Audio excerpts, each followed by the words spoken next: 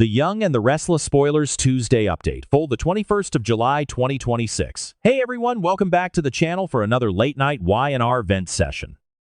Today is a beautiful Wednesday, but my mind is completely spinning after what we just watched. Grab a snack and a drink because we have so much to unpack right now, and I am literally vibrating with energy over this episode. Let's get right into it. I cannot believe they just did that. I am literally sitting here typing this at 2 a.m. because my brain will not shut off and I need to get this out of my system before I explode. Are we seriously supposed to believe that Matt Clark is just going to pack his bags and walk away from Genoa City?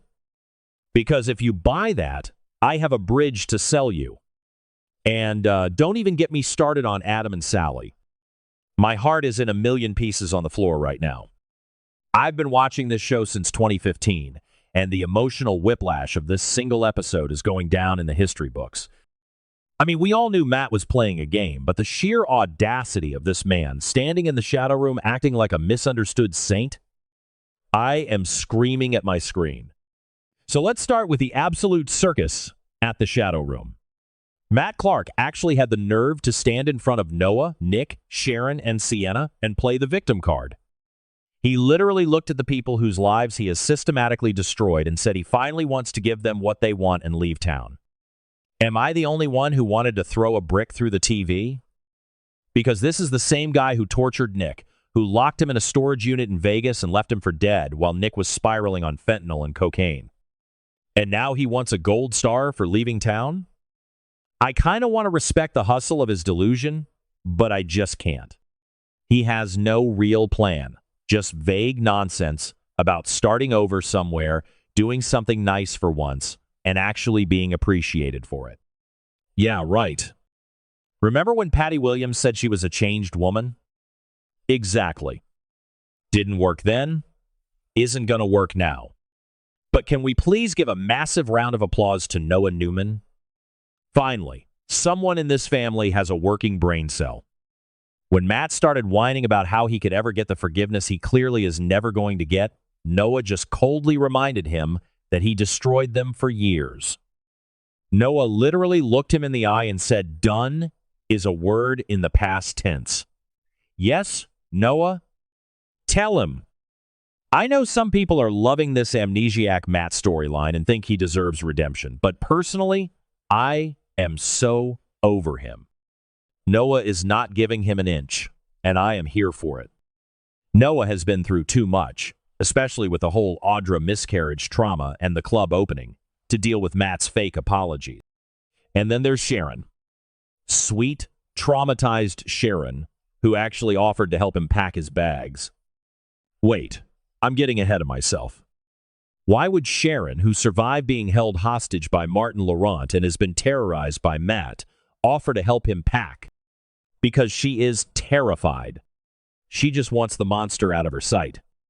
I mean, you could see the sheer panic in her eyes beneath that polite exterior.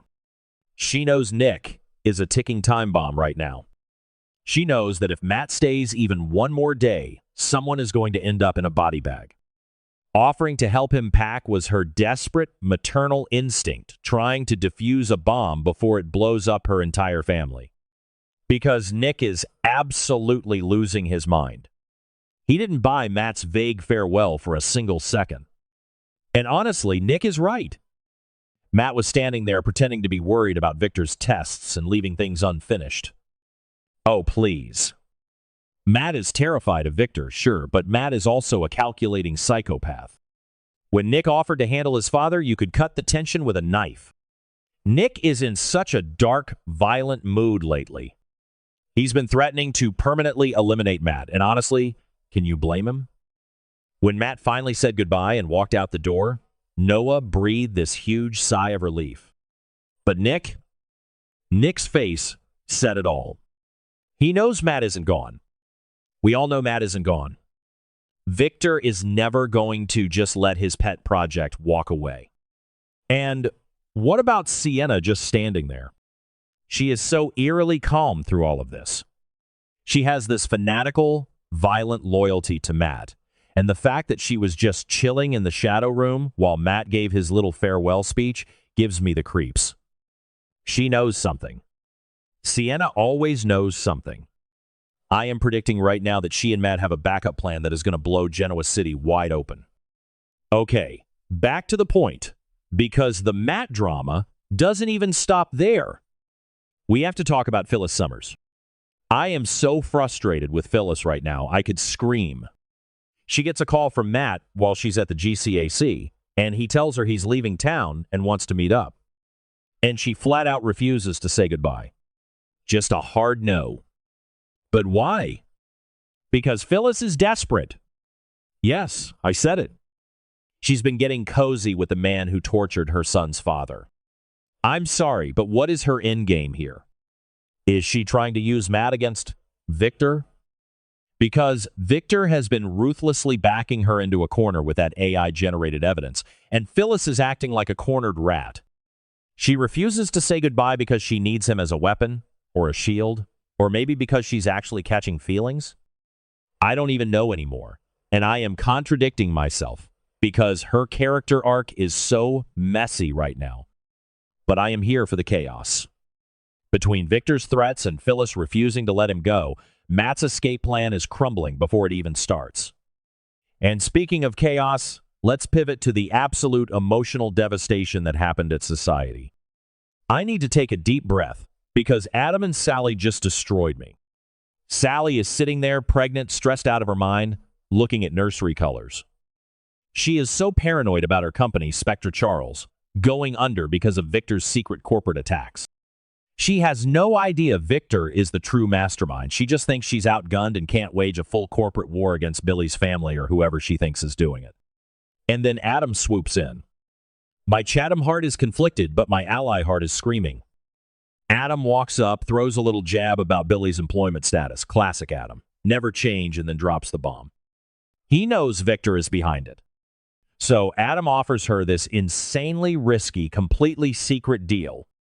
He wants to buy Newman Media from her, entirely behind Victor's back, and protect her interests while pretending to Victor that he just ruthlessly took the company from her. I cannot handle the stakes here. Adam is literally risking Victor's wrath, and we all know Victor's wrath is biblical. Adam tells Sally that Victor alienated him, pushed him to the margins, and he refuses to rebuild his own legacy at the cost of hers. I mean, the growth, the character development. Remember when Adam would just crush anyone in his path? Now he's actively sabotaging his father to save the woman he loves. Or loved. It's so complicated. But the moment that actually made me bawl my eyes out was when Sally hesitated. She's sitting there, so vulnerable, saying she doesn't want to feel indebted to him. She doesn't want to owe him anything. And Adam just looks at her, looks at the paint swatches she's holding, and says, Sunset Pink. All caps tears. Sunset Pink. The color she wanted for baby Ava's nursery. The baby they lost. The baby that Adam chose to let die to save Sally's life. He looks her dead in the eye and tells her she could never, ever owe him. He will always be in her debt after everything he put her through. I am literally crying again just typing this. It was such a raw, beautiful, heartbreaking callback to their shared trauma. Courtney Hope and Mark Grossman acted the absolute hell out of that scene. Sally is absolutely paralyzed by this. You can see the gears turning in her head. She knows Victor is going to find out eventually. Victor always finds out. And when he does, the fallout is going to be apocalyptic. Sally is already dealing with a high-risk pregnancy with Billy's baby, and let's be real, Billy is a walking disaster who doesn't even fully trust her right now. Jill is breathing down her neck. She doesn't need Victor Newman declaring a scorched earth war on her and Adam. But she also can't lose her company. I kind of want her to take the deal just to see Victor's face when he realizes his own son played him. But I am also dreading the consequences. If Victor finds out Adam did this out of loyalty to Sally and baby Ava's memory, Victor will show no mercy. Because let's talk about Victor for a second.